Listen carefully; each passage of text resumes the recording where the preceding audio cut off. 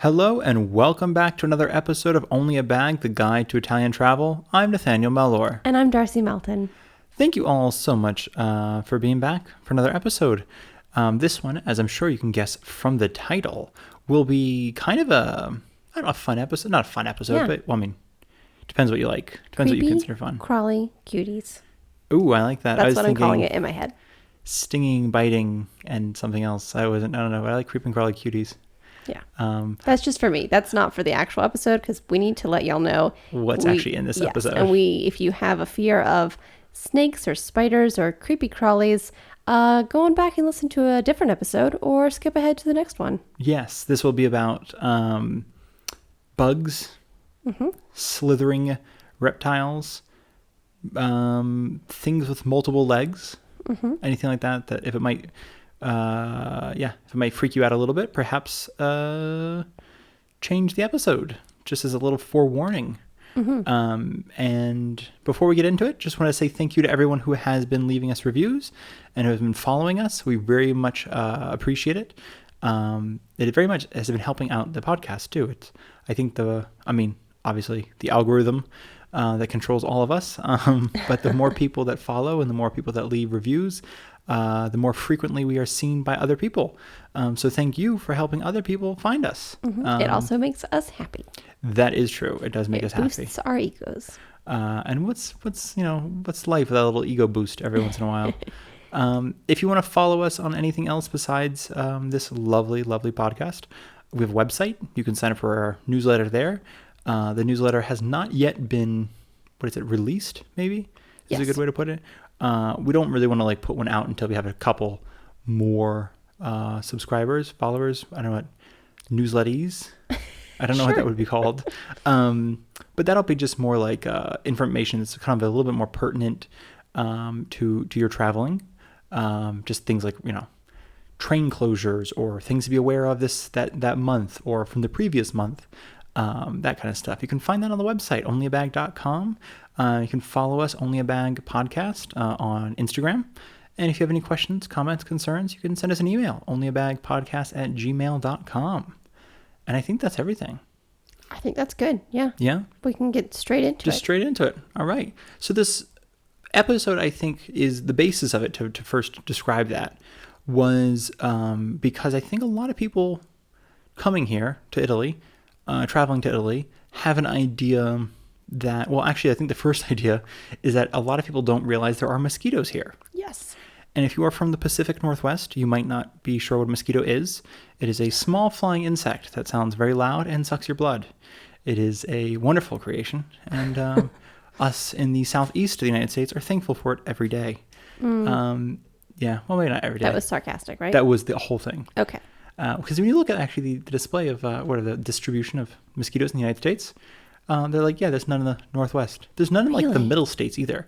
It's really eastern seaboard and then the south all the way to Southern California. That's crazy. Yeah, I had but no idea. North of Oklahoma, I'm like, y'all just don't get your blood sucked in the. They have other things, I'm sure. In the winter, that's insane. Some other or in the summer, annoying insecty right? thing. They gotta be something. And so that was the first one because that is it's a fun one in Italy.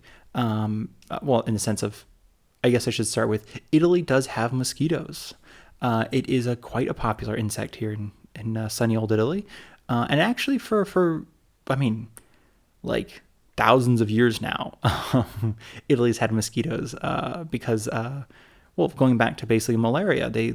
One of the thoughts of the fall of the Roman Empire, one of the ideas around the fall of the Roman Empire, is it might have fallen due to a widespread outbreak of what they called Roman fever, which is just malaria, and that sort of helped the fall. Maybe not necessarily caused the fall, but certainly didn't stop the fall, if that makes sense. That's crazy. Yeah. There's it's kind of that interesting thing. For anybody listening, there's, you'll every once in a while, I think once a summer, there's always some article on what you didn't know about mosquitoes. And it's always the gin and tonic came from mosquitoes. Not that bartenders and mosquitoes are the same thing. I don't think the mosquitoes over there flipping little shot glasses and mixers. It's just, I think you have tonic water with the quinine in it it's an anti-malarial. I thought this was just something you made up. This is a real thing. Oh yeah, no, I think it's a British drink. like popularized in India during the whole colonization thing. They were really excited with for a while.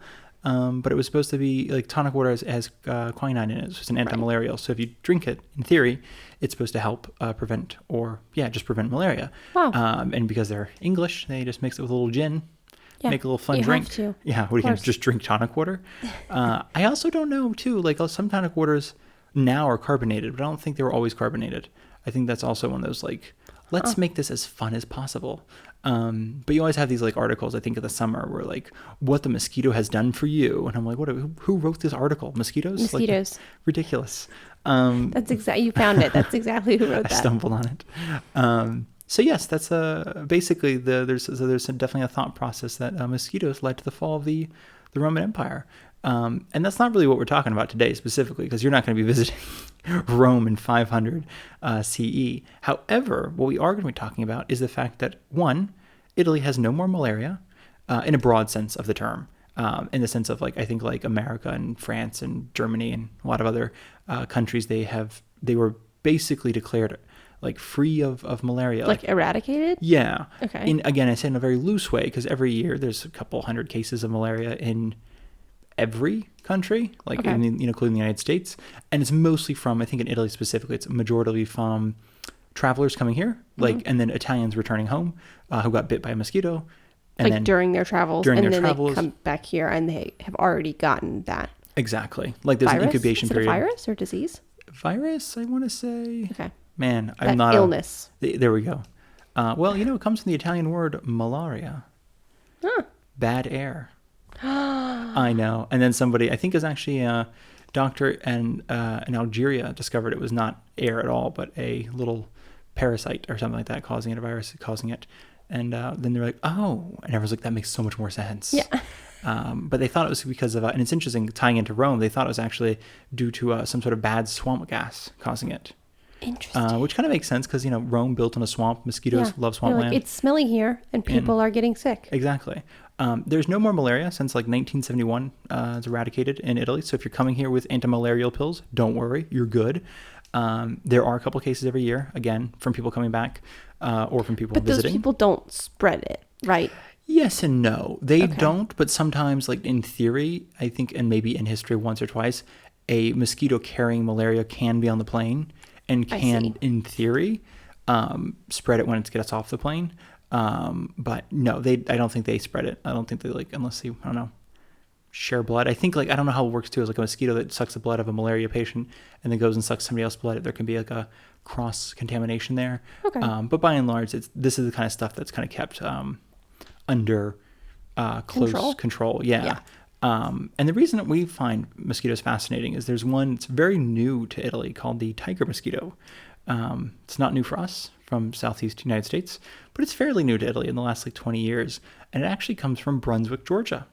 And as in previous episodes, Darcy and I have mentioned that we're from Savannah, Georgia, which is 25 minutes away from Brunswick or something. I don't know. I've never been to Brunswick. I assume it's 25 minutes away. Yeah. I'm sure you've been through Brunswick. Not intentionally. I guarantee you.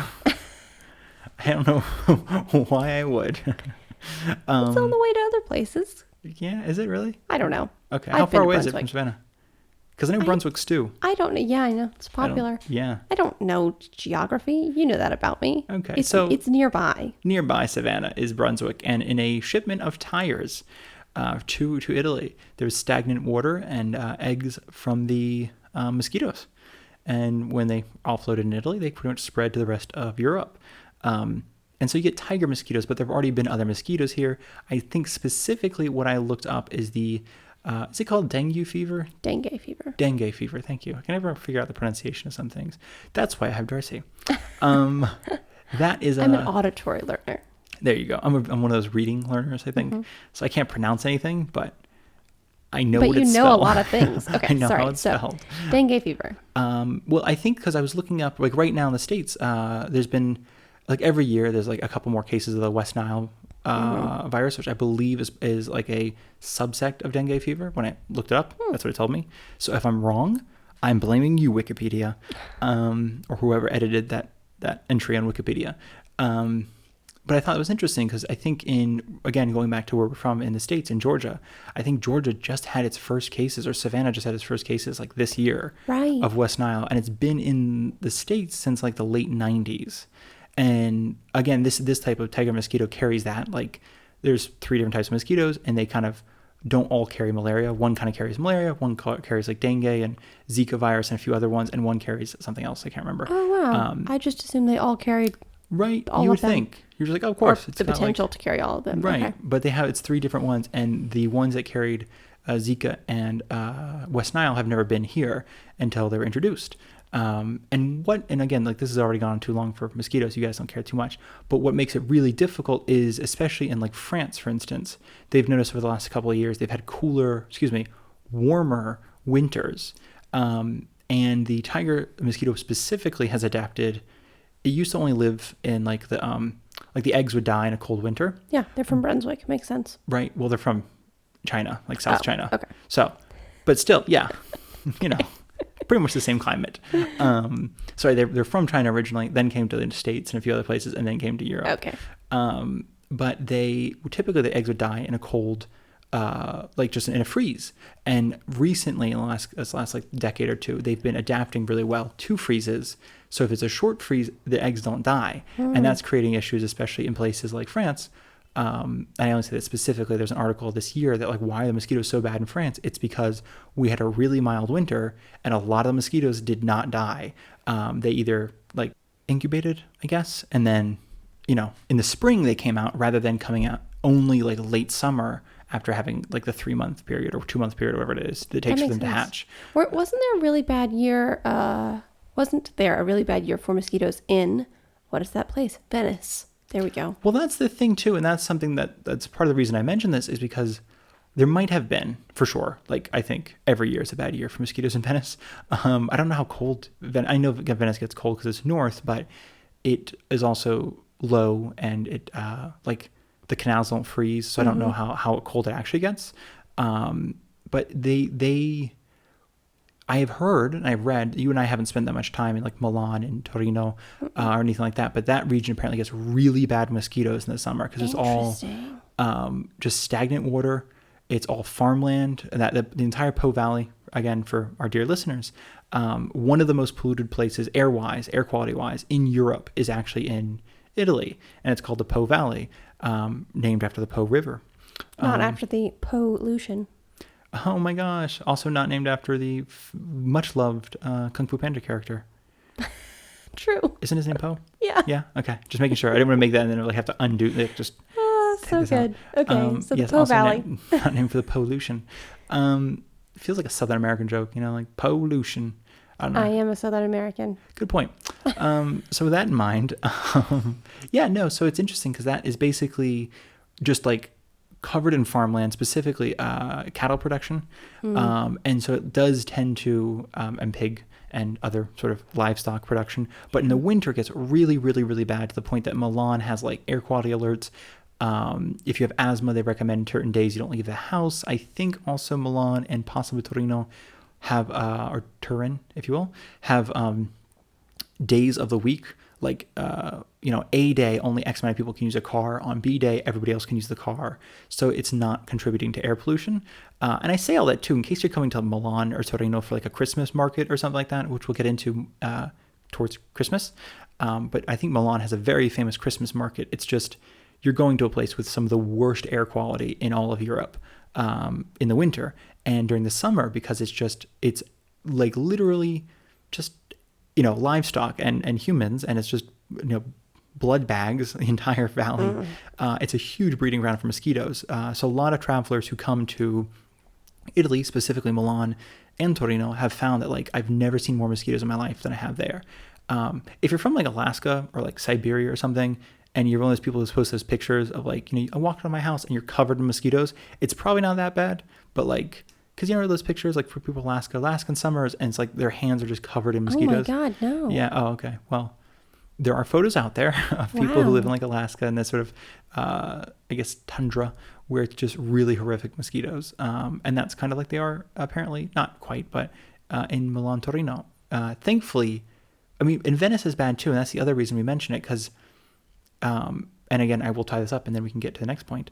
But it's a big one, I guess. But you and I often look for like hotel rooms. And one of the big things we see, especially when looking for hotel rooms in the summer, are reviews that say like, it wasn't a bad hotel room, but there was tons of mosquitoes.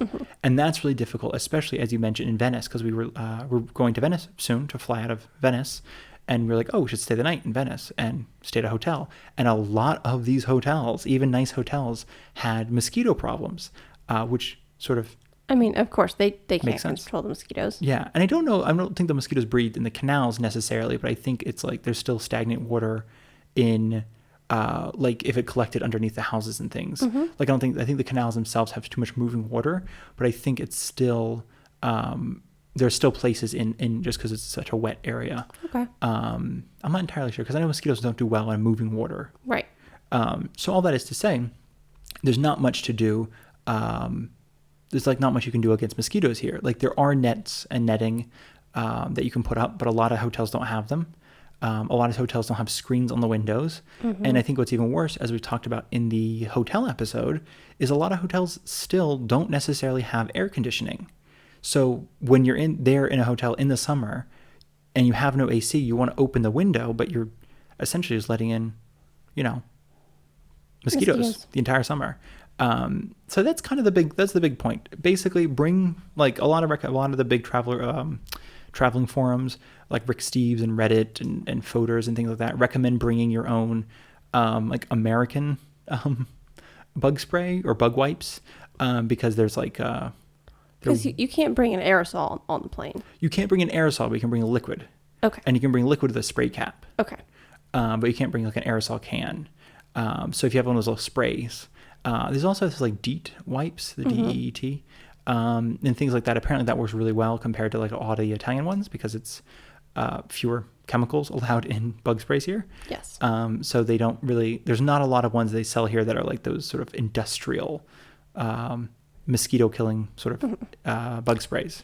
Way better for your health, one would argue. Sure. But potentially they won't keep all the mosquitoes away. For sure. It's also, I think it's very difficult or if not possible to get like Benadryl isn't sold here. So if you are allergic in the sense that's like, for me, I got bit by a mosquito and I get like a swollen limb from that. Like it's kind of, summer's always the worst for me, even in the States, in Savannah. Cause I mean, everything gets swollen when I get bitten by mosquitoes or whatever, proboscis by mosquitoes. So in which case I just get all swollen. If you're like that, you might need to bring some Benadryl. Yeah, or that's a good idea. Something.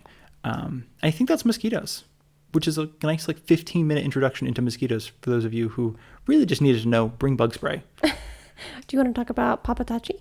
Very briefly, yeah, I think that could be interesting. If you want to hear, keep hearing me talking. If you don't want to keep hearing me talking, you can skip to the next one. But Papatachi are important. I think Papatachi are very important because to know about. Yes. Well, it's something you and I had not heard of before coming here. And they are kind of evil. They are the worst. So Papatachi, according to Wikipedia, I don't really agree with their because they say it comes from the Italian word papa and the Italian word taci. Taci, T-A-C-I, meaning silent. Papa meaning food or to eat, which I don't know, feels more Napolitano than Italian because it's cibo or mangiare in Italiano. Also, just to let y'all know, you've said Wikipedia twice. We do use other sources other than Wikipedia. Yeah. Like, I mean, that is sometimes what we will use, and then we double and triple check. Well, it's also one of the things, like, I think sometimes people tell us these things, like, around town, and then you're like, okay, that sounds like it might not be 100% accurate. So then you, like, go to an Italian website, because you just Google that thing, and it brings you an Italian website, and you're like, okay, that sounds even less likely to be accurate. And I think, like, Encyclopedia Britannica has the same thing, which is where I'm pretty sure Wikipedia got their Papatachi thing from, because it's word for word on the Encyclopedia Britannica, but nobody sounds like a fun friend to be around when they say, well, actually, according to Encyclopedia Britannica, you just sound like a wannabe know-it-all. So according to Encyclopedia Britannica, Papatachi comes from the Italian word papa, meaning to eat, or in this case, I think just eating or food, and tachi. How does papa mean eating? Not a clue. And even actually, if you do translate it, like I both Google Translate, but just like trying to find like forums and blog posts where people are translating this, it could translate into like mush or baby food. So, but I'm like, I'm still, and it feels more Napolitano. Yeah, it does. And the reason I say that is because In English, it's called the Papatacci fever. It is the sickness you can get. It's also called the Napolitano fever, the 3-day fever, the Sicilian fever, a lot of things with fevers. And it's fascinating to us because I think you actually probably, again, listeners, you might have heard about it if somebody in your family served during World War II in North Africa. Because that's really when it came to the forefront of at least American knowledge. It was called the 3-day fever or North African fever. But essentially, you get bit by a Papatacci, and then you have a fever about 102 to 104 degrees, aches, pains, chills, and then it passes after about 3 to 5 days, and it should be completely gone within a week. The Papatacci themselves are essentially sand flies, not sand gnats. You and I are from, again, Southeast United States, where we have sand gnats. Small things. They kind of just, again, horrible little creatures. They get in your hair. They bite. They're just itchy. Everyone's itchy all summer. Don't go to Savannah in the summer. You're just going to be itchy the entire summer. So that's what the sand gnat is. But they are called, the Papatacci are sand flies. And they're similar in the sense of they also can't fly very well. They hop around. Yeah, they do. It's kind of cute. They're a little hopping. It is cute. Well, they also just suck blood. Yeah. I know, but they hop around, and that part's endearing. That part's kind of fun. Yeah. And the reason I wanted to mention them is because if you're not aware that they exist, it can be a bit of a surprise. But they're very, very small. They are the size of like a gnat or something like that. They're very, very tiny. They're tiny and very hard to see. And when they bite you or when they sting you, well, not even sting you, when they try to suck your blood, it's for a lot of people, it's quite painful. It almost feels like not like bee sting, to be clear, but like somebody might have pricked you with a needle. Yeah, that's how it feels for me. It's a really kind of shocking. Like you're not really sure what's happening. You're like, ow, I just got like stabbed. Like what was that? And then it gets usually a little bite appears after 20, 30 minutes. A red welt. It usually lasts about a week and a half. The welt. And again, this is sort of like anecdotally. A lot of people we know, myself, and I guess you included, right? Because you don't get bit that much by Papatacci if I'm in the room. Well, I do. Like even when I'm in my studio, I've gotten bitten several times, but we have very different reactions, which I wanted to talk about. Yes. You and your mom have definitely gotten Papatacci fever. Right. I have not, and my bites don't swell. Okay, I think that's the thing, because I get bit by one, and any subsequent bite I get flares up the other initial bite. So if I get like one on my shoulder and then a day later, 2 days later, I get one on my leg, the one on my shoulder starts itching again when it was fine 2 days prior. Like, they itch for a while and then they disappear.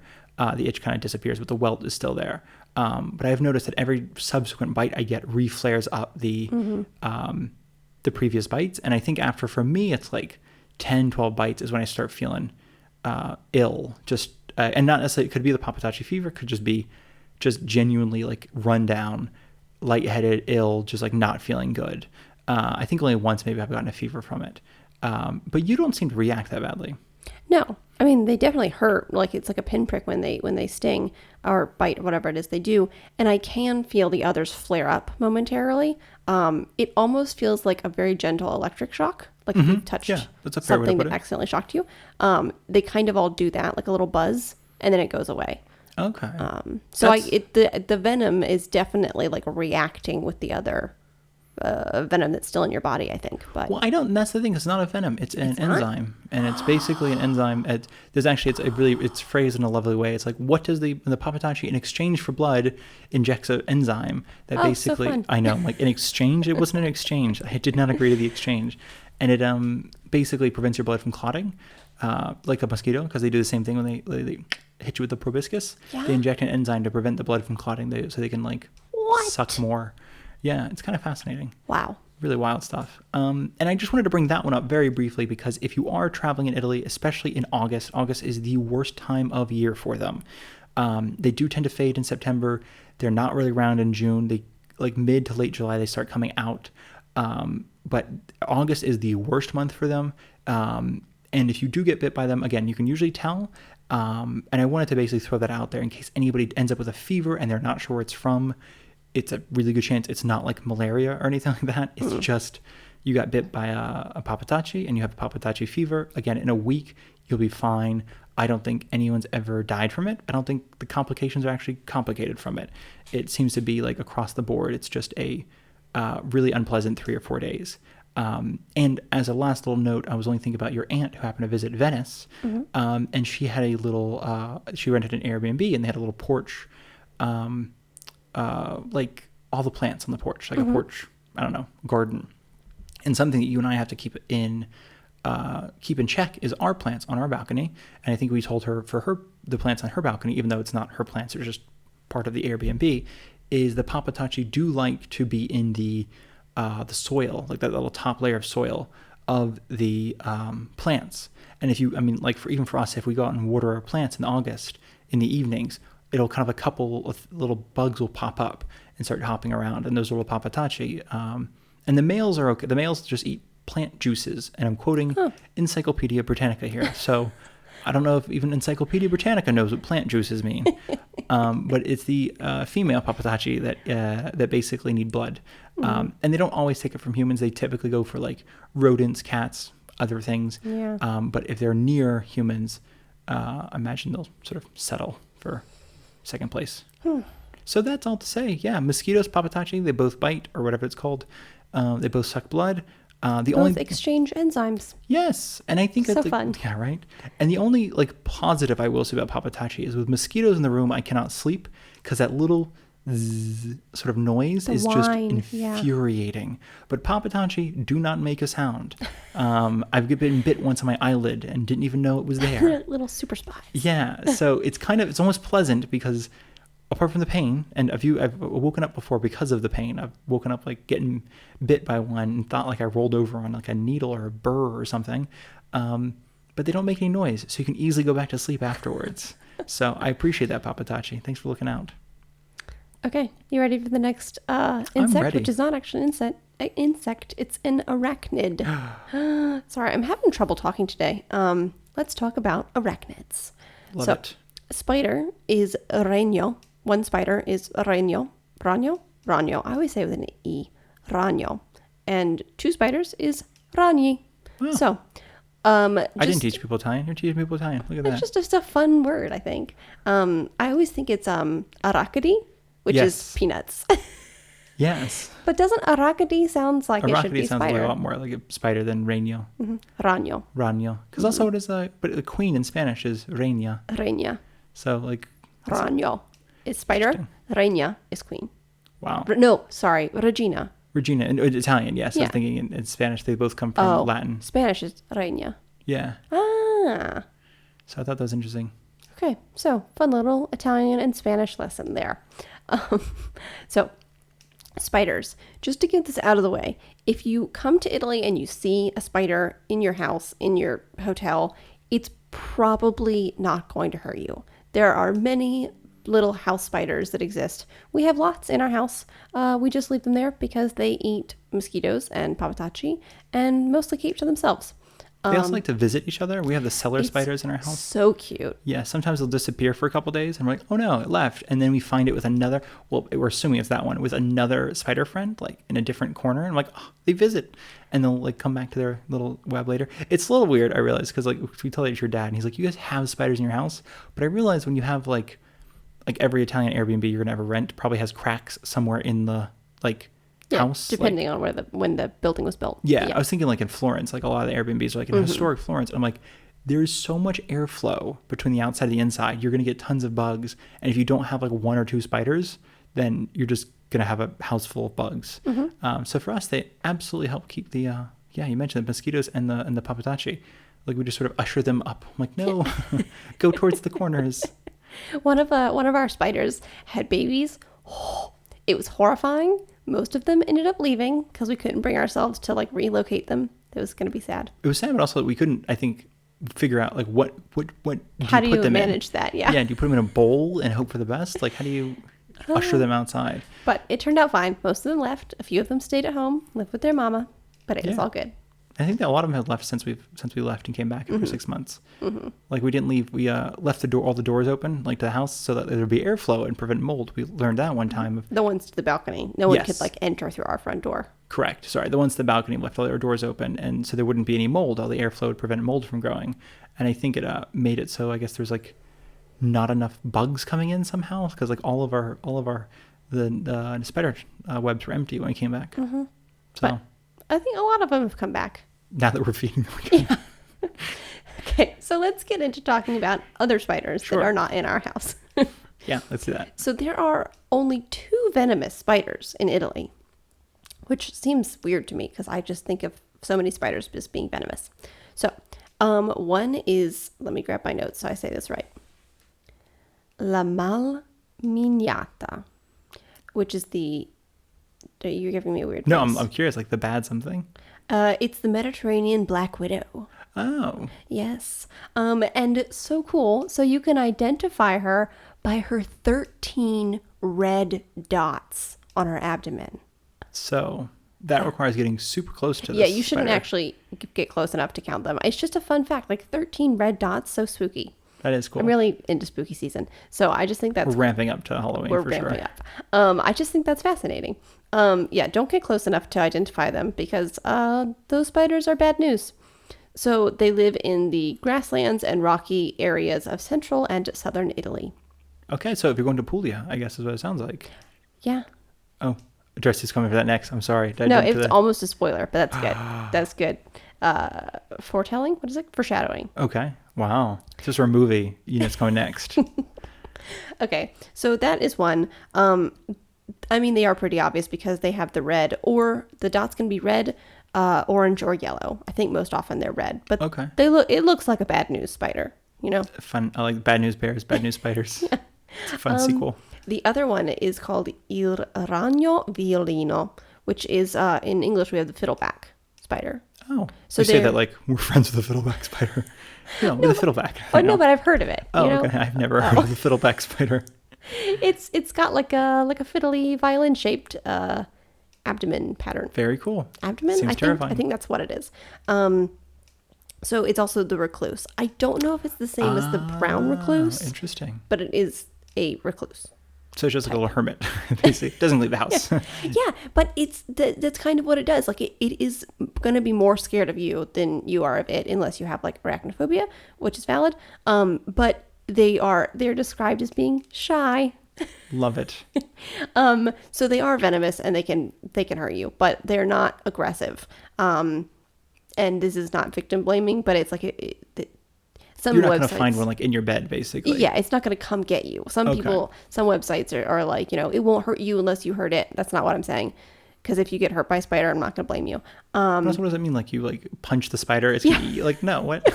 Exactly.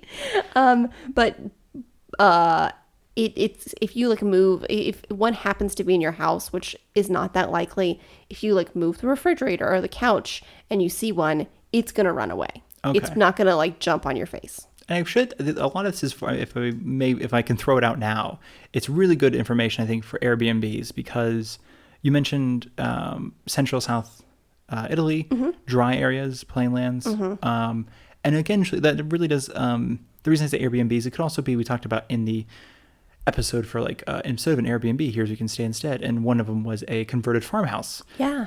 Masiera, I believe, is what it's called. And that's, again, an option that's kind of like a similar thing. Like you might arrive in your room and the windows are open kind of thing. And there's probably not going to be a black widow or a brown recluse or anything like that in the room, but you might find some sort of crawly came through the window because it went from a hot outside to a cool, dark inside while the place you're staying is just trying to air out the room. Mm-hmm. Definitely. But it's important just to remember that almost any spider you find in your house is going to be more scared of you than you are of it. That's probably smart. Yeah. Yeah. A fun fact about these is that in very few cases, the people who have been bit and venomized, that's not a word, I made it up, it can cause necrosis. That's a horrifying. I'm not sure that's a fun fact. It's a horror I thought you were going to fact. go into like, I don't know, got superpowers or like learned Italian or like started making amazing linguine. That is just horrific. I know. But it's not to the level of like gangrene or something. Like it causes necrosis and then you go to the doctor, they do a simple surgery and you're fine. And that is in very, very, very few cases. And the fun part of that is because we're in Italy, it's free surgery. Yeah, there you go. That's fun. We see we tied it up at the end there. Perfect. But a lot of people who are bitten, like the spiders can do a dry bite. So it's kind of, it's like, that was my Like they're warning you? Yeah. They're like first warning, don't come at me, bro. Venom. I love it. Yeah. So they can do a dry bite or a very low venom bite where they're just like, oh my God, I'm so scared because you came at me. Here's a little bite. And then that can subside in like a week or something. You're totally fine. Amazing. Yeah. Okay. So on to maybe my favorite spider. I'm waiting for it. Okay. The wolf spider. Bum, bum, bum. Horrifying looking. It's a tarantula, essentially. But if you've seen pictures of tarantulas, they're not as scary in real life when you see them. There was one at our elementary school. We went to the same elementary school, and where was there one? Yeah, in the front hall for a while, they had the tarantula. It was in a giant cage. Got it. So it wasn't like on the loose. Oh, no. Okay. I was like, I feel like they would have evacuated the school for that. No, it was a pet for the school. Amazing. It was only there for a little while. Montessori school. I think she was relocated because elementary school children can't take care of a spider. And it's probably traumatizing for a spider to be pointed at every day by 300 elementary school kids and screamed at. Yeah, makes sense. So, anyways, the wolf spider is a tarantula, and if you've seen pictures of it, they look horrifying.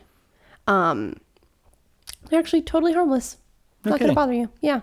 There is a thing that if you hold a tarantula, I think their little spiny things can get stuck in your hand. Oh, but makes sense. I mean, don't hold tarantula unless you're experienced and have one as a pet and love it and are gentle. Yeah. So it looks terrifying. But it's not going to hurt you. It's not venomous. It's totally docile. And it's named in Italian. It's tarantula. We have tarantula. It's spelled almost exactly the same. And it's because they're from Toronto. Well, they're not. I don't know if they're from, but Taranto. Taranto. There we go. Canada? No, not Toronto. Taranto. Okay. In Puglia. Got it. I was like, Canada, what is wrong with you? Why would you do this to us? So there are a bunch of them apparently, or historically, there have been a bunch of them in Taranto, in Puglia. And here is something wild. I think we're going to do an episode on this. Possibly in October or something, because it's kind of spooky and really cool. Or maybe, I don't know. We're going to do an episode on it. The tarantella is the Pugliese, Calabrese, Campagnese, Napoletano song style. It's like that really cool, like Southern Italian folk music. And do you know why it's called the tarantella? I'm going to assume it's now related to tarantulas, but you're going to tell me. It's related to the tarantula because there was I'm going to call it an epidemic. That's definitely the wrong word, but there was a lot of cases of women getting this spider fever.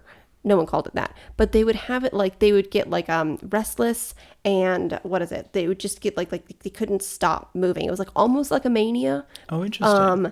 And people thought it was from these tarantulas because a lot of the women who were being affected were people who worked in the fields where those spiders would have existed. Nowadays, it is quite likely, we know that it's quite possible it definitely wasn't the tarantula, but they look scary. So makes sense why they would blame them. It was probably the black widow. Interesting. Yeah. So they're getting bit basically and then actually developing Yes. So mania. They were getting, yes. And the people, I don't mean to laugh. I love it. The people of Taranto were we don't have anything to treat this. Obviously, this was 1500s. They're we can't fix it. But you know what? We'll fix it if we surround them with loving kindness and music. And we just dance with these ladies because they're restless. They're up here wiggling around. We're just going to dance with them. We're going to play some music. And you know what it's going to do? They're going to dance so hard, they're going to sweat out that venom. That seems deeply patronizing. I don't know why. That just seems super, if somebody's just suffering and you're you look like you're dancing. I'm not, I'm dying. Yeah, but it's very close to dancing. And then they just, imagine doing that today. You just, I don't know. That seems so, I know, it's wild, right? Well, so 1500s were not overrun with good ideas is what I'm hearing. No, but I mean, maybe some of them tried their best. Led to a very fun song style. Yeah. So I think we're going to do a whole episode on tarantella. But the wolf spider, the tarantula, the tarantula, I think it's my favorite spider. Of the three or of all? Of the three, yeah. Okay. I mean, we have many spiders in our house, and I'm not going to pick a favorite of any of them. But many is 6, by the way, y'all. 7. We don't have 48. Oh, yeah. it's not like hundreds. Yeah, it is like probably 7. Yeah. Yeah. It just feels like it keeps the bug population down. Nice. So what is next? Oh, that's all my spiders that I have. Okay.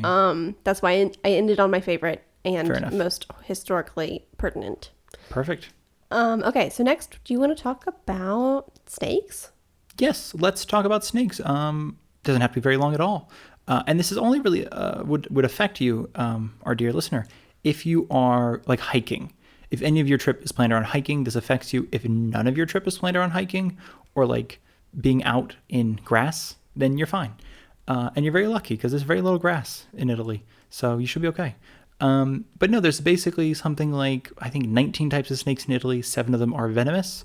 And they're pretty much all vipers. And that's kind of the point. That's basically the end of it. If you see a snake, there's a really good chance it's not poisonous or venomous, excuse me.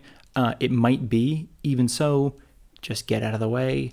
None of them are particularly aggressive. None of them are particularly angry creatures. They won't hunt you down. They won't follow you. Most of them just kind of like to scoot out of the way a little bit.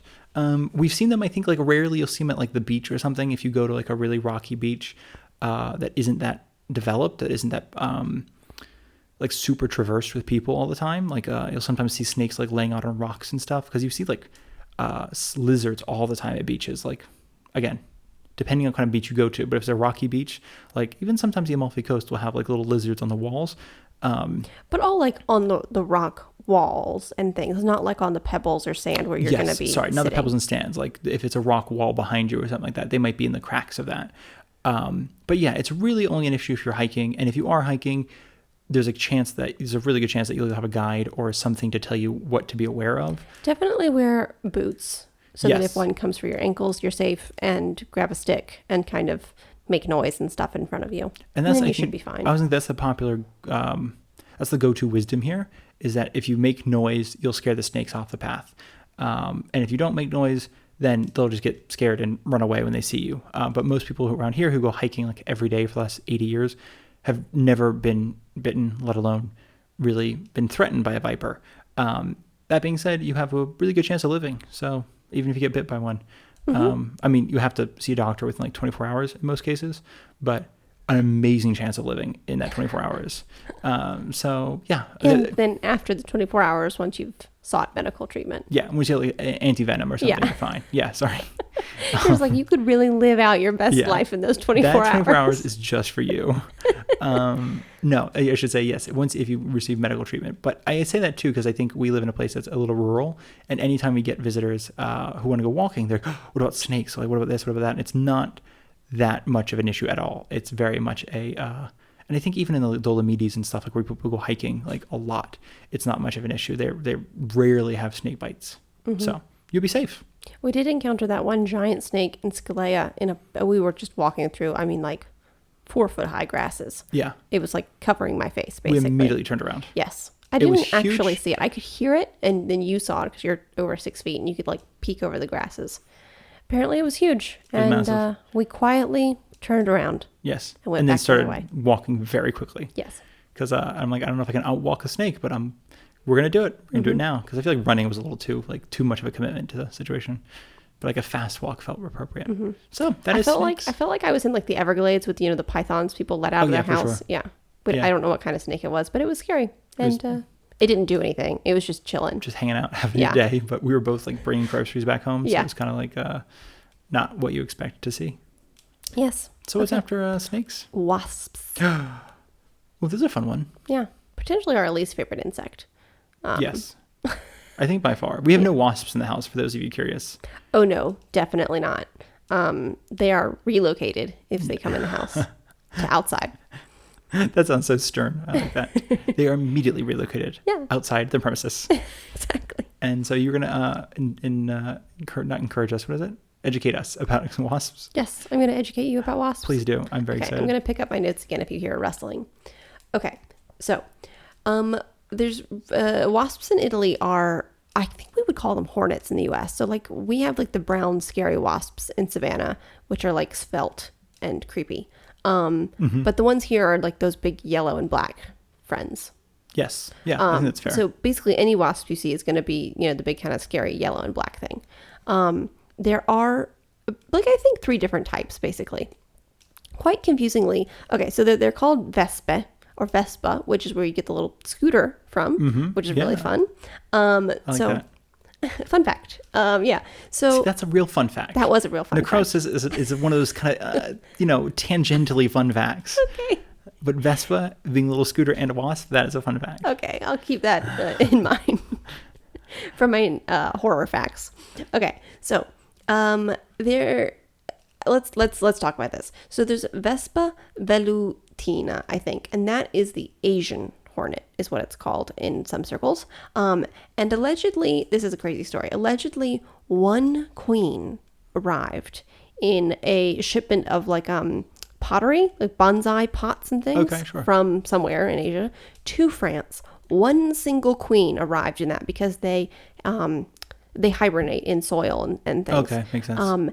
And then she created a whole bunch of babies and mates, and all of those went to Spain and northern Italy and central Italy and everywhere, and obviously still France. They just, we're here. Oh, they would immediately France. Never mind, not my cup of tea. Exactly. That's how a lot of the articles are phrased. They immediately left and went to Spain and Italy. Warmer climes. Yeah. So that is also called the murder hornet. Yeah. It's popularized in those 2019 articles about Oregon, the murder hornet that landed in Oregon. Mm-hmm. And they are bad news.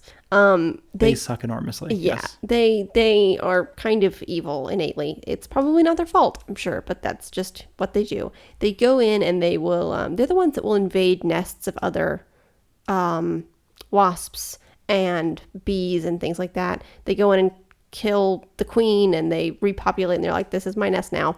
A lot of times they just steal the larva and the pupae and bring it back to feed to their young. That's true, they do. And the way, it's crazy, the way wasps feed their young, it's kind of like a bird, I think, and they will go and eat things and then regurgitate them for their young. Disgusting and strange. I know, it's weird, right, for an insect. So they'll go in and eat larvae, like you're saying. They this wasp and the other kind for sure they prey on other insects, so they end up killing honeybees and bumblebees and other pollinators, which is very bad. So yeah, not good news. If I may, on those really quickly, when we were in Rome last year, a year before, and I think all 3 years, every once in a while you'll see on billboards and stuff, they'll say, if you see, in Italian obviously, but they'll say, if you see them, please call us and let us know where you are and where it is, because they do, at least what we found is they will try to track the murder hornet back to where it came from and then kill it and the hive, because at least in Rome and big cities, they really do try to keep the population to 0. It's a little bit more difficult if you're going to be outside of a big city. It's a little more difficult to control the population, even though it's potentially more important. We're in a place that produces a pretty decent amount of honey. And I know a lot of people have converted their beehives to ones that have super thin slits for the bees to get in and out of, but they're too thin for the hornet to get in and out of. But I mean, the hornets will just hang out by the front door and kill the bees that come in and out, so they still suck. But all that being said, is there are attempts to limit the I guess rampant population, because they do, unfortunately, especially in, like I said, in the south, in Liguria, which is in the north, a region in the north famous for its honey and honeybees, as I came to learn. That's basically, it's big to try to limit the population and essentially kill them of the wasps, the murder hornets. Yeah. So no fault of their own, but they do end up really hurting the population of bees and other pollinators, which is really, really bad. The States, I think, if you're from the States, I believe they try to do the same thing, but I'm not sure how. I think part of it is also just more space in the States, and it's harder to I mean, yeah, I think here it's just it's a little easier to track things, because it's especially in a big city. Well, I was thinking they tend to live in urban populations. Even here, we're in the middle of nowhere, and they still live on the side of a house rather than in the forest. Middle of, exactly. So that being said, it is probably much easier to track here. And they're very smart. They're it seems like they're attracted to light. They'll try to come into our house, and we run around and close all the doors, because they'll come in. They'll try to find cracks. They're very, especially very at smart. Night, for clarity. Yeah, at night they'll always try to come in, which is kind of terrifying, because it's they'll try to worm their way in under the door. And they're quite loud and big. Yeah. Yeah. quite scary. So another kind of wasp that looks a lot like them and very confusingly has a very similar name. So I think its Latin name is Vespa orientalis, which is the oriental hornet. That might be Italian. The oriental hornet. So the super scary ones are called the Asian hornet. The slightly less scary are called the oriental hornet. They're not from these unlike the Asian hornet, quote unquote, which are claimed to have arrived into France from Asia somewhere. These have been around for forever in Italy.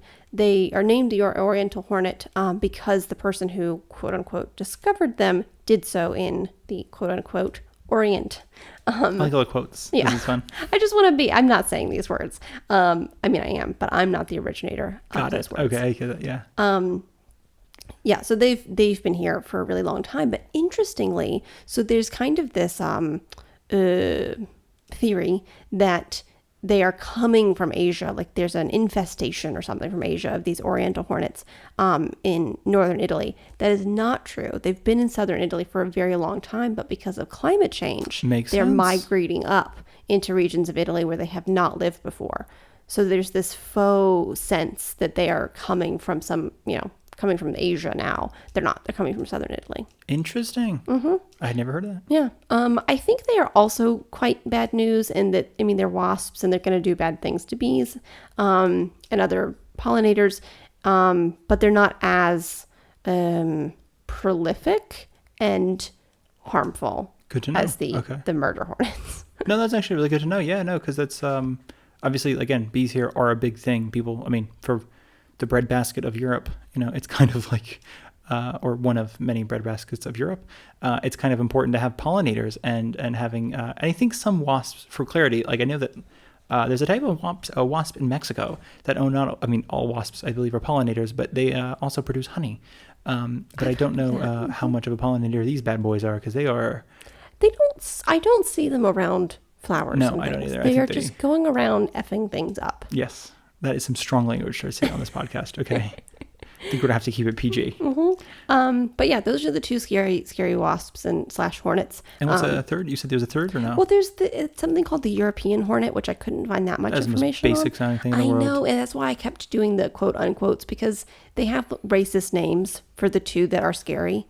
And then the one that's the least scary is the European. I love it though. So I'm like, they're just like whatever. It's Europe. Fine. Yeah.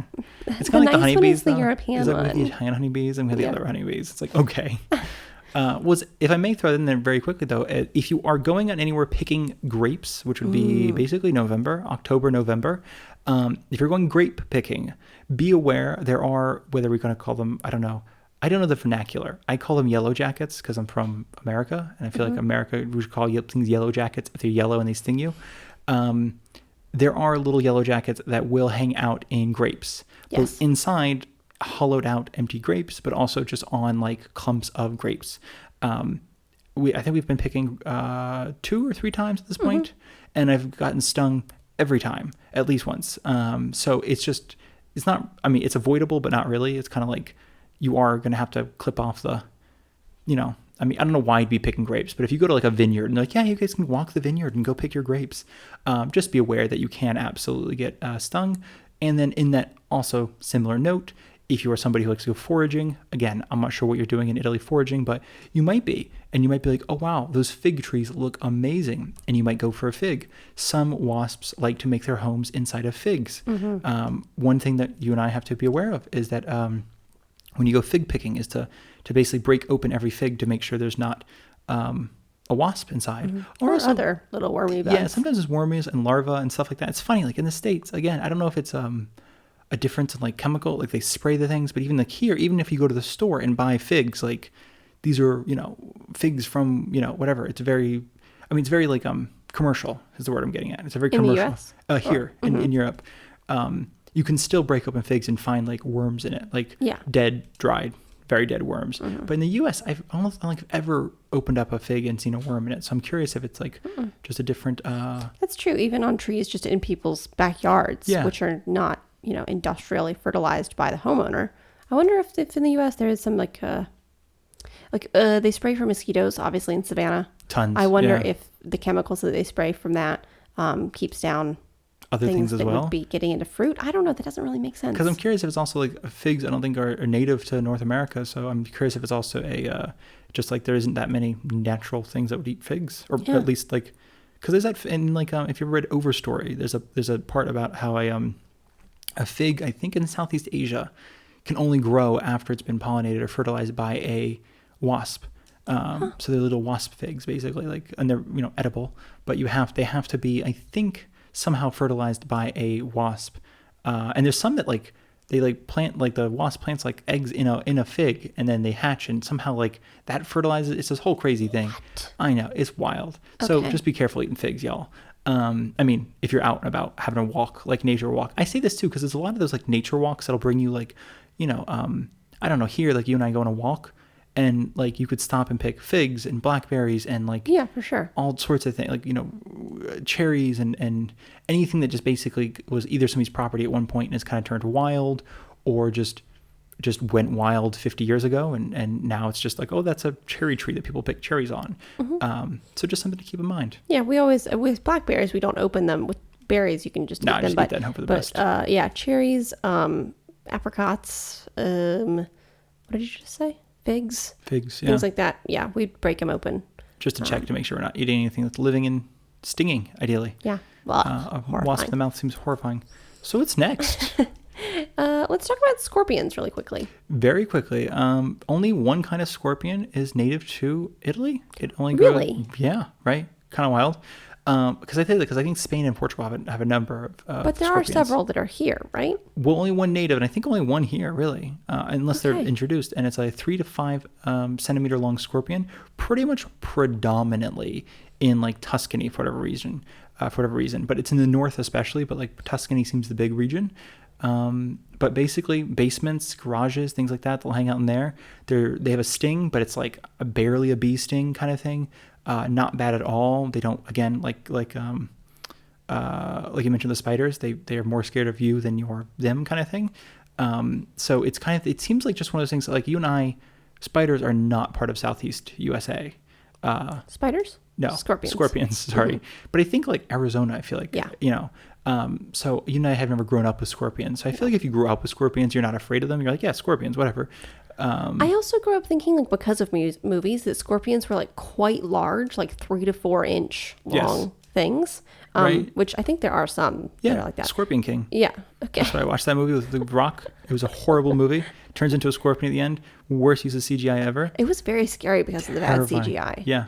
Does not hold up well. But here they are tiny. They are like tiny little spider size. Yes. It's like, it's basically, I think, 3 to 5 centimeters. Yeah. It's a couple so small, inches. I guess I should say. Yeah. You can see it. Yeah. It was not like that tiny. Not like a small shrimp. But yeah, no, super, not something to be very afraid of, again, unless you're in an Airbnb and you're curious what's in the basement kind of thing. Yeah. So we have seen them a couple of times here in southern Italy, but they just run away. Yeah. Very rare. And the scorpions. Yeah. Okay. Our last two are kind of like the fun, cute ones. I mean, spiders are cute too. Sorry, you're all cute. If any arachnids or insects are listening, we love all of you. Okay. So the house centipede, which looks terrifying. They also exist in the US. I think there was like I think a lot of them were around this year. I think in the summer, because people were posting or something. People were posting about them, because they look scary. It's a kind of centipede. It has 15 sets of legs, and it's almost it doesn't really look like a centipede. It looks like a giant silverfish with lots of legs. It's kind of like, it looks like a scary angel in a way. Because, what a weird way to describe that. But I love that. Because its legs look kind of feathery. Yeah, sure. Because there's so many, and it kind of looks like wings, but it doesn't have wings. It just sits on the ground. It scoots along. It's a scooting angel. Yeah. What's like, I think of like the typical biblical angel has like a million eyes and stuff, and it's got a scary look. Okay, it's got the same vibe as the scary biblical angel. Got it. Okay, now I'm tracking. I'm like, okay, 15. Okay, yeah, 30 legs. Got it. Yeah. So they're interesting because even though they look horrifying the first time you see it, it eats silverfish and other small house pests, things you might consider pests. So they're really good. Like, don't kill it. They should exist in your house. It's not going to hurt you. It's very reclusive and not like a recluse spider. It's like a little hermit. It's not going to hurt you, and it's going to eat the things in your house that are bad for your house. Very cool. Yeah. Did not know this. I know, right? Really cool. Okay, so silverfish are, I think, the last thing we're going to talk about. I have one more thing actually after silverfish. Sorry. Okay. I know. So silverfish are silverfish. They're just little scooty insects. I don't really have that much to say about them other than the fact that there are a lot of them here. They just pop up. They are nocturnal. They're not going to hurt you. Well, I think basically it's a good thing to bring up because sometimes, again, it's not indicative of anything, I think. Like everybody's house has a silverfish, every Airbnb, every hotel. It doesn't mean that it's like dirty or infested or something. They also tend to seem to like, at least in our experience, they tend to like damper areas and drier areas. They like bathrooms. Okay, because I think like even in hotels sometimes you'll go up in the middle of the night to pee and you flick on the light and there's a silverfish on the wall and it's usually between like, again, 2 inches, 4 inches. I mean, it could be kind of big. Sometimes they're tiny, like little 1 centimeter. Yeah, sometimes they're like nothing and you might not even see it. Like, I mean, I wear glasses, so without glasses, sometimes I don't even see them. But that's just, I think I'm glad you brought that up because it is something like if you are at a hotel, and especially if it's just a damp bathroom, like a lot of bathrooms, we've mentioned this in the hotel episode, don't have windows, so there's no way to air out the bathroom. They don't have fans, so it's like once you take a shower or something like that, there's just steam hanging in the room. It tends to attract little silverfish that again are not harmful, right? They don't bite. No. They just sort of hang out and look cute. Yeah, the silverfish and the house centipedes are two things that I think can look very scary or can seem like they're indicative of a bigger problem, but they're not. They just exist and it's totally fine. Makes sense. Last but not least, we're very much not least, but last, and we're done with this episode, all hour-long episode, is rabies. Right. Which is not something that can bite you. Just in case that was unclear from the name of this title of this episode. But that is another big thing where a lot of people coming to Italy, especially southern Italy, especially rural Italy, are afraid of rabies, mainly because in rural and southern Italy, rural southern Italy and possibly rural northern Italy, there are a lot of dogs. It is sort of like a lot of stray dogs, mainly. A lot of like hunting dogs that basically people abandoned and they're turned into stray dogs. And there's a kind of a fear that because some of these dogs are quite friendly, like they will follow you and they will like hang out with you, especially again if you're on like I think it's a big thing. There's a lot of walks in southern Italy and even northern Italy. Like there's the Trail of the Gods in Amalfi Coast. There's like the Camino di Santiago in Spain, but there's stuff like that here, Camino di San Nilo. And I think because a lot of them go from town to town, there's a lot of stray dogs in these towns and the stray dogs will, they go a mile outside of town and then turn around. And I think people get a little nervous, like, ooh, this dog is barking. And this dog was, kind of, a little more aggressive. And it's something you and I looked up because we met an aggressive dog once that was playfully aggressive in the sense of it was very playful, but very aggressive in its playing. Like, it would like kind of bite you and thinking like you were playing, and I'm like, that was a painful bite. Yeah. But it was like, oh, we're just playing, like kind of roughhousing basically. But a lot of the bites broke skin. And when I got back, I wanted to double check. I was like, okay, I just want to make sure I don't need like a shot or anything like that. And I found out that Italy eradicated rabies in like 2007. And not only that, they are basically incredibly on top of rabies. To the point of, I think in like 2013, a fox crossed over the border from Australia with rabies. And they from Australia? No, sorry, that's a good point. That'd be crazy. That fox is moving from Austria. Okay, I made a classic blunder. So you're from Austria and with rabies, and they had to unfortunately kill the fox and basically track back to make sure it wasn't biting anything that could have given rabies too. But bats, there's wolves, there's wild wolves in Italy. Bears, you probably least your worries if you get in a fight with a bear. You're probably not too worried about rabies, more worried about the bear. But basically dogs and bats are the two big things I think that people are afraid of rabies, but they don't exist in Italy. That's a great point. There are a lot of bats where we are, which is amazing because I love bats and I find them cute. But they swoop all around our balcony at dusk and just around nighttime. And it can be a little alarming because they can swoop quite close to you sometimes. But it's always good for me to remember that they're not going to bite me. And if one happens to accidentally graze me with its mouth or something. Teeth out. Yeah. They don't have rabies, so it's fine. Well, sometimes too, like especially in the, not the summer, because like sleeping with the windows open in the summer is just asking to be, eaten alive. But like by bugs. By bugs. Yes. Sorry. Yeah, good point. But like spring to fall, I think we often sleep with the windows open. And I know we have friends that have like woken up with bats in their room. Mm-hmm. And that's like a big one to know that just like, oh yeah, you can kindly gesture the bat outside, and you don't have to be worried about getting bitten and getting rabies. So that is all to say, like, if you're coming and you're trying to be as prepared as possible, what do you pack? If you are allergic to anything, obviously pack if you're allergic to something, pack like an EpiPen, bee stings, things like that. But if you're just sort of mildly allergic, Benadryl, it's not that bad thing to bring. Certain bug sprays, if there's a bug spray in the States that works really well for you, definitely bring it. Like Off, Deet, all those like kind of classic brand ones. Is that legal to bring in? I believe so, yeah. Okay. And at least it's a popular traveling item. Like a lot of people travel to here with it. So I assume it's legal to bring in based on the fact that a lot of people pack it and bring it to Italy. Okay. It's hard. Like even here, like the pharmacy is where you can get some bug spray kind of stuff, but a lot of it is for after the fact, or like there's a lot of tick things you can get, like to prevent ticks from jumping on you. But there's not a lot of things to prevent. There's bug spray. There is, but it kind of just doesn't work. It works for me. Okay, well, one of us is an attractor of you are all the bugs all love things blood sucking. Us also, yeah, I think that's just a good thing to keep in mind, I think. And then again, if you're scared about rabies, obviously not bad to get a shot if you haven't already, like the rabies shot. Don't we get vaccinated for that, or no? You're looking at me like I think that's an after the fact. Really? I believe so. Oh well, then don't get vaccinated for that.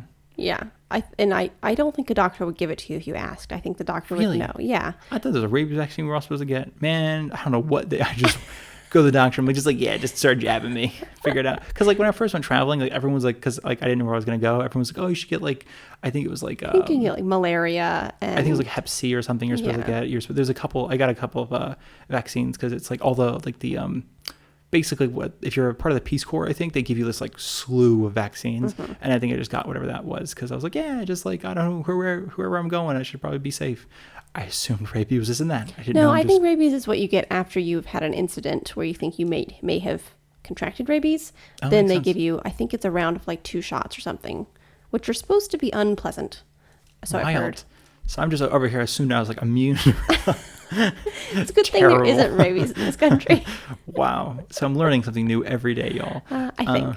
I hope. Don't quote me on that. But. It's definitely going in the bottom of this description. It's going to be quoted, Darcy. You'll be fine. So with all that being said, I hope you learned something with this episode. I hope this was an informative episode. And it was kind of a weird standalone episode. We recognize that. But no, I just wanted to sort of address for the last year, I've been noticing people comment about the getting bit by things and not knowing what it is. So I figured if you come prepared, then it's better than coming unprepared, I guess. Knowledge is power. Forewarned is foretold? Yeah, that doesn't make any sense, right? No, it's kind of just a fact. Yeah, right. What is that? What is that about? I don't know where that... Forewarned is forearmed. Is that what it is? Something like that. Okay. I always thought it was forewarned is foretold. Yeah, I think that's pretty basic. Okay. So, with all being said, yeah, that's everything. Yeah, that's things that will bite you or not. Meaning not every spider will bite you. That's my point. Nice. All right. So if you want to hear or read more of what we've talked about, you can go to onlyabag.com. You can also follow us on Instagram at onlybagpodcast. If you have questions, concerns, or want to send us a cute picture of your cat, or if you have a pet spider, we want to see it. You can email us at onlyabagpodcast@gmail.com. That's it. That is it. If you enjoyed this episode, please leave us a lovely review wherever you're listening to this podcast. And follow us if you'd like to keep up to date. And I don't know, we didn't mention at the beginning, but we're going to, I think, move into a little bit more of doing little culture things. You mentioned the Tarantella and things like that, or just bits of Italy, culture of Italy. I don't know, like Untold Bits of Italy or something interesting. But because we do a lot of traveling things, but I realize at a certain point, it's just you've covered all the travel basics, and you guys are going to have an amazing trip no matter what. This is only designed to get you prepared. So we thought we could also move into things that get you inspired and educated as well, if that makes sense. Yeah. So stay tuned for that. Stay tuned for that. Yeah. So if that interests you, go ahead and click that follow button or tap it gently. Or if it takes too many taps, don't worry about it. But if it's like 2 taps, then I would do that if I were you. That'd be cool for us. So yeah, thank you all so much for listening. Thanks for listening. We'll talk to you next Wednesday.